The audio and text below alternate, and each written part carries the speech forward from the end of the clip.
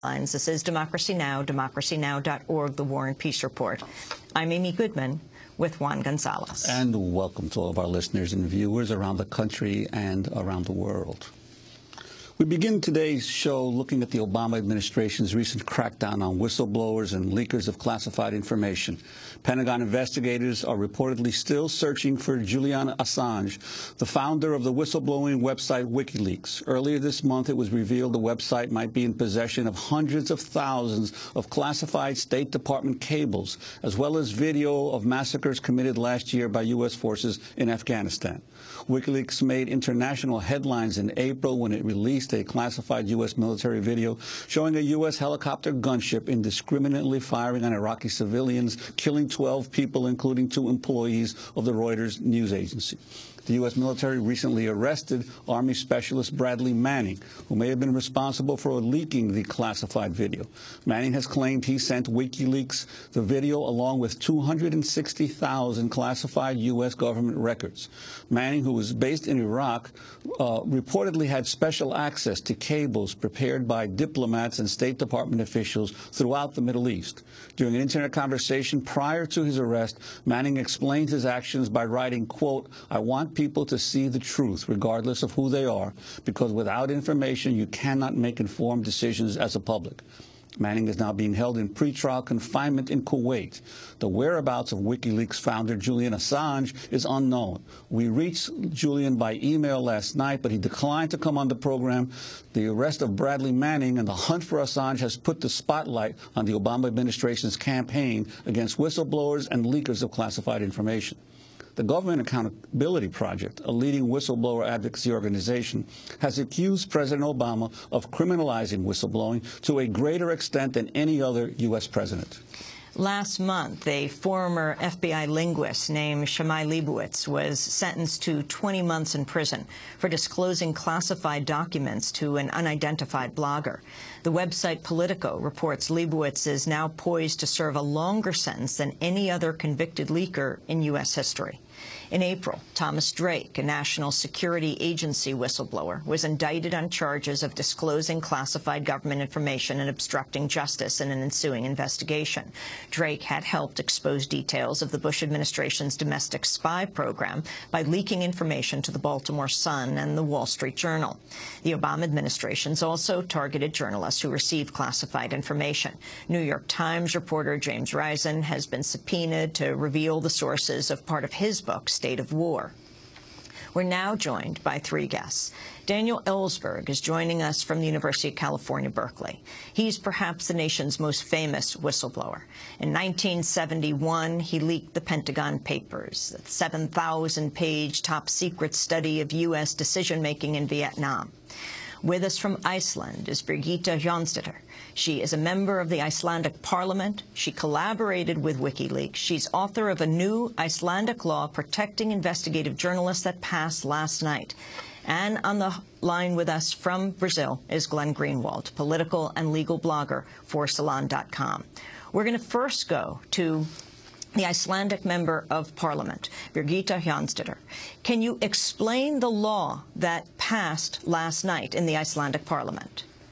Well, first of all, the law has not been created yet. It was a proposal tasking the Icelandic government to create this legislation called the Icelandic Modern Media Initiative. The interesting thing about this voting was that it was supported by the entire parliament, including the government. So it is going to be made. And what the law focuses on is to take all the best possible legislation from around the world, including from the United States, and create a holistic modern package, so to speak, tackling these problems that we're facing when it comes to freedom of information, speech and expression.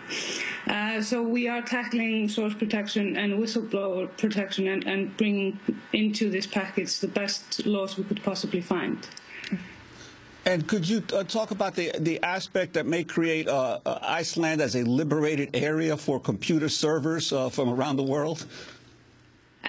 I think once I filed this I think it was in February, it gained an incredible amount of attention from, in particular, investigative journalists from around the world. and people that are trying to, for example, blog about political situations and so forth. And what people see in this is that, for example, the investigative journalist unit of media corporations could host the stories there to prevent them from being put under gag orders and so forth.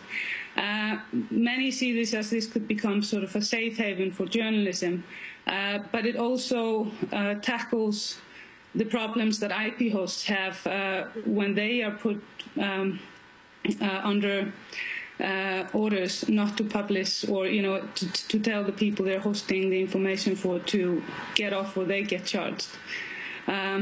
So it is sort of tackling very many different areas when it comes to information, because we're living in a world where information doesn't have any borders anymore, just like our environment and the finance system.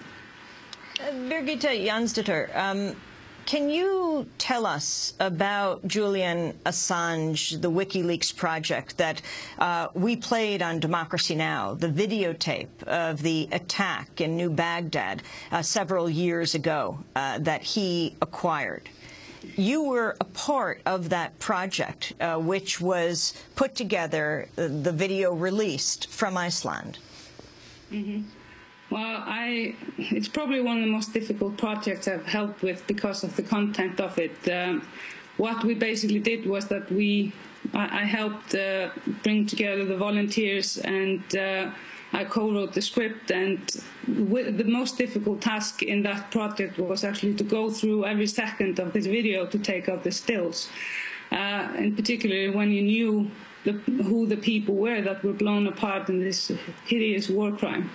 And we did decide to send out to Baghdad to fact-check everything in that video before we released it, to make sure that they could not say that this was falsified in any fashion. And we sent out some of our best investigative journalists to New Baghdad, despite the fact that there was the voting was going on. It was incredibly dangerous, and nobody had been in that area since the shooting. And then I saw on Democracy Now! A video that a journalist or a documentary filmmaker had filmed the day after. So I think the most important element about that story is that it showed that the witnesses, the people on the ground, had all along been telling the truth. But the media usually always takes the side of the military reports. And this is, of course, an everyday occurrence in the war in Afghanistan and Iraq. So I think it is important that we bear that in mind. And your reaction now to the news that the Pentagon is looking for Julian Assange? Yeah, I found that to be extremely interesting, because we also have to remember that Wikileaks is not a one-person operation. And those of us that work for Wikileaks in various aspects of it, none of us has all the information, and the same thing applies to Julian Assange. So we co-share the responsibilities. I find this to be appalling, how they are reacting to this. And, let's bear in mind that Bradley Manning has not been charged yet. So what are they going to charge him for? If he, in fact, has leaked this, he should be considered a hero, because he is reporting on war crimes that the rest of the world, and in particular the countries that are participating in this war, this illegal war, should know what is happening on the ground there. Army Specialist Bradley Manning, who is in intelligence in Iraq, says he was responsible for the leaked videotape, as well as hundreds of thousands of classified U.S. government records. Was he the source of the WikiLeaks video? I can't really comment on that, and the only acknowledgement of what he has said is in logs that it's not been verified if they are true or not.